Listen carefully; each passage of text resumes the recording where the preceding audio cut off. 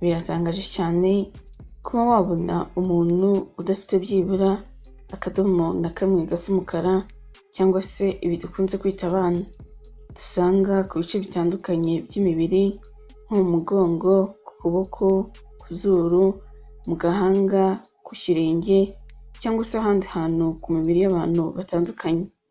Ndetse akenshi usanga bamwe bavuga ko niba ufite ako kadomo kirabura cyangwa se umwana wenda nko ku rutugu ko ariho uzaheka umwana uzabyara, ugasanga bamwe bamenya umubare w'abana uzabyara mu gihe cyazaza barebeye ku mubare w'utwo tudomo twirabura ufite ahantu runaka ku mubiri wawe. Ese wari uzi ko ako kadomo kirabura cyane cyangwa se umwana dusanga ku kirenge, ku gahanga, ku ijosi cyangwa se ahandi hantu hatandukanye ku mibiri y'abantu gashobora kugufasha kumenya imico runaka umuntu afite cyangwa se ubuzima ushobora kuzabamo ahazaza, ndetse banamenya amahirwe cyangwa se imbogamizi ushobora kuzahura nazo mu gihe cy'ahazaza. Mbere y'uko usobanukirwa n'icyo umwana ufite ku gice runaka cy'umubiri wawe, ndakwibutsa gukanda subscribe niba utarayikora, ndetse nkusaba kuza kurangiza ino video kugira ngo ubashe kumenya ndetse no gusobanukirwa byinshi utari uzi ku bijyanye n'utudomo twirabura cyane tuboneka ku bice bitandukanye by'imibiri y'abantu. Kugira umwana ku ruhu rwo mu mutwe bivuze ko uri umuntu ugira amahirwe cyane mu buzima bwawe, ndetse bitera ishyari abandi bantu.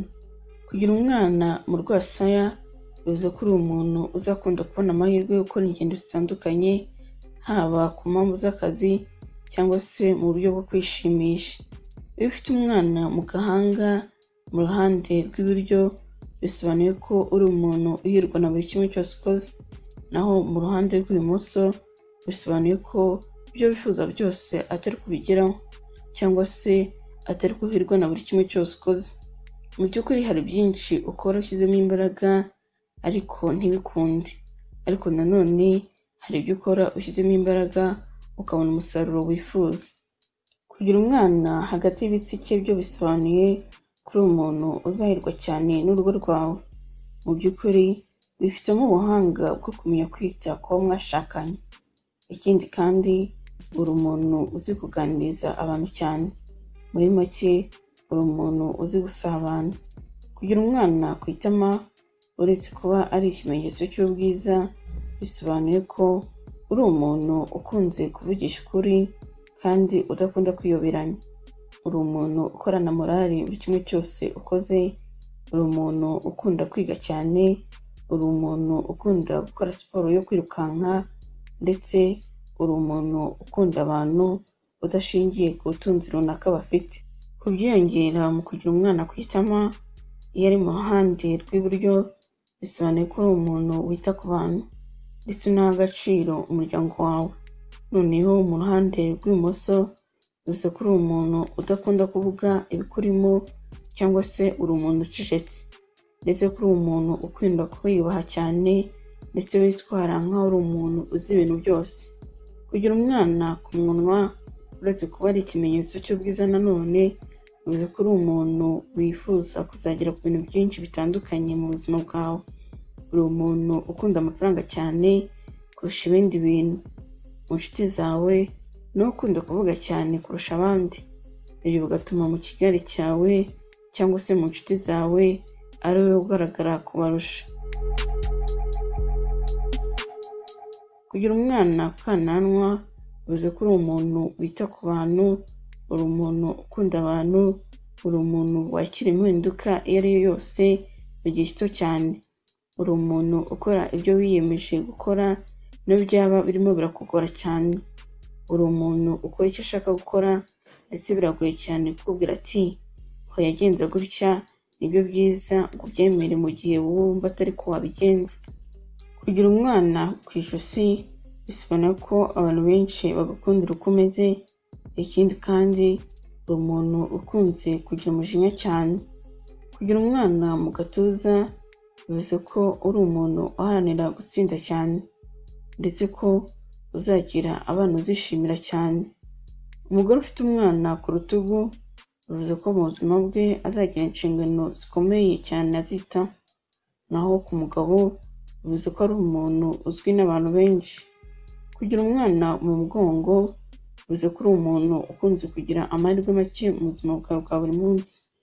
Ukunzwe no gutengurwa cyane n'abo wita inshuti zawe. Ikindi kandi ntukunda kubona ikintu ari uko wakoze cyane, ndetse uri umuntu uhura n'imbogamizi mu buzima bwawe bwa buri munsi. Iyo ufite umwana ku kuboko bivuze ko uri umuntu ukora cyane mu buzima bwawe bwa buri munsi. Muri make uri umukozi. Ikindi kandi uri umuntu wirinda ikintu cyose gishobora kugushyira mu bibazo. Kugira umwana mu kiganza bivuze ko uri umuntu ukunda gukora cyane kandi ugakorana imbaraga. Uri umuntu bigoye cyane kumenya uko uteye bitewe n'uko imico yawe igenda ihindagurika buri kanya, ndetse uri umuntu ukunda gusesagura cyane. Kugira umwana ku kibuno bisobanuye ko uri umuntu w'umuhanga, utekereza kure kandi ushishoza. Uri umuntu uhorana udushya mu buzima bwawe bwa buri munsi, kandi ko uri umuntu ukunzwe kubahwa n'abantu ahantu hose ugeze. Kugira umwana ku kuguru bivuze ko uri umuntu uhura n'ibintu byinshi bikugora, ndetse uhura n'ibibazo byinshi mu buzima bwawe bwa buri munsi. Noneho ku bagore, kugira umwana ahagana ku kabumbagari bivuze ko uri umuntu utagira umutima. Muri make nta mpuhwe ugira mu buzima bwawe bwa buri munsi. Kugira umwana munsi y'ikirenge bisobanuye ko uri umuntu ukunda kugenda cyane. Ibyo bigatuma umenya ibintu byinshi bitandukanye, ndetse ukanamenyana n'abantu benshi. Uri umuntu uzi ubuzima bwinshi butandukanye bw'ahantu hatandukanye.